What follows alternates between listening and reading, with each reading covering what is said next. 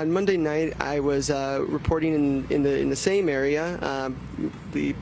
Most of the media had been cleared out by the police due to what they deemed a, quote, public security threat. They had said to journalists something about shots being fired in the area, but they didn't offer any details. Most media in the area cleared out.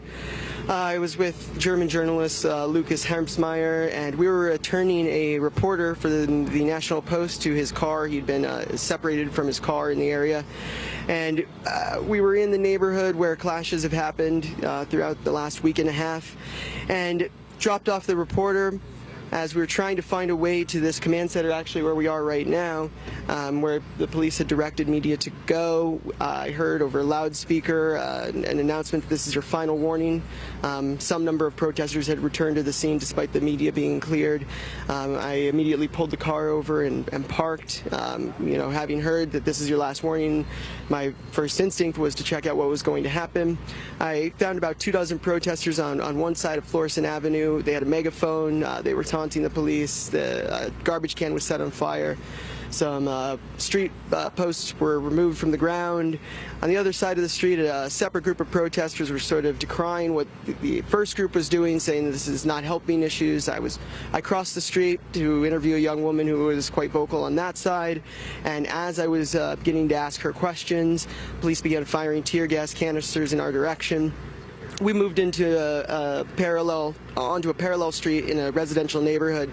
I would continue to speak with this woman. Then the police began coming up the road in armored vehicles, firing more and more tear gas canisters, and also it appears shooting rubber bullets out of their vehicle, rubber bullets or beanbag rounds, non-lethal projectiles, as they call them. I actually ran into the young woman that I was interviewing last night, and she showed me a wound on her leg that she said was from being shot that night as we were trying to get away. This young woman and her friends piled into a car. They took off. The German reporter and I were still stuck on the ground, and we were basically separated from our vehicle by a road that was quickly becoming entirely engulfed in tear gas, and police who were screaming up and down the street in armored vehicles, shooting tear gas canisters and rubber bullets. I saw the police on at least one occasion drive into the residential neighborhood, seeming to be seeking out anyone who was still around, shooting tear gas canisters at them, other non-lethal projectiles at them.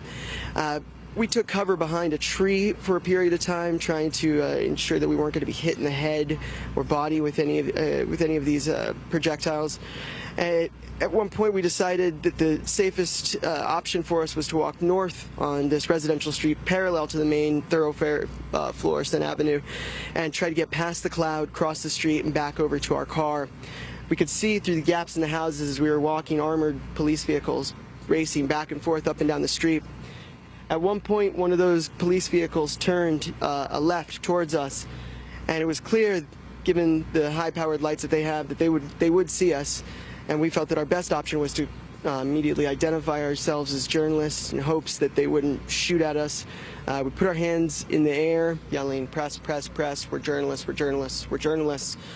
Police officer on top of an armored vehicle turned his light on us, saw us. There was a pause.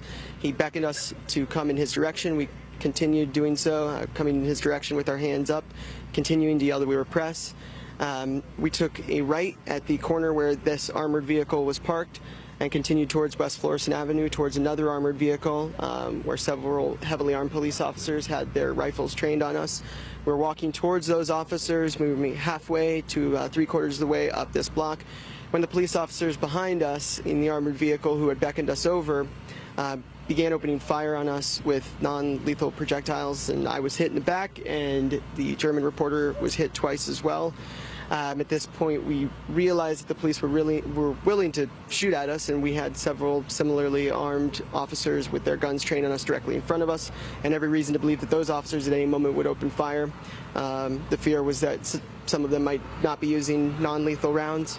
So we dove behind a car to take cover, and the police basically surrounded us, pulled us out of there, zip-tied our hands behind our backs, threw us in the back of their armored vehicle, drove us to this command center where we were informed that we were being arrested, that we would be taken to the county jail.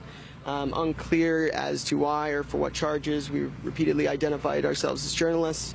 They asked us why we were out. I told them the same reason that they were out, that we had a job to do, that as journalists it's our job to be out here. They took us to the jail and we were held for approximately 8 hours. The closest we got to an explanation for our detention was they told us we were being charged with refusal to disperse. I was released yesterday morning and continuing to report.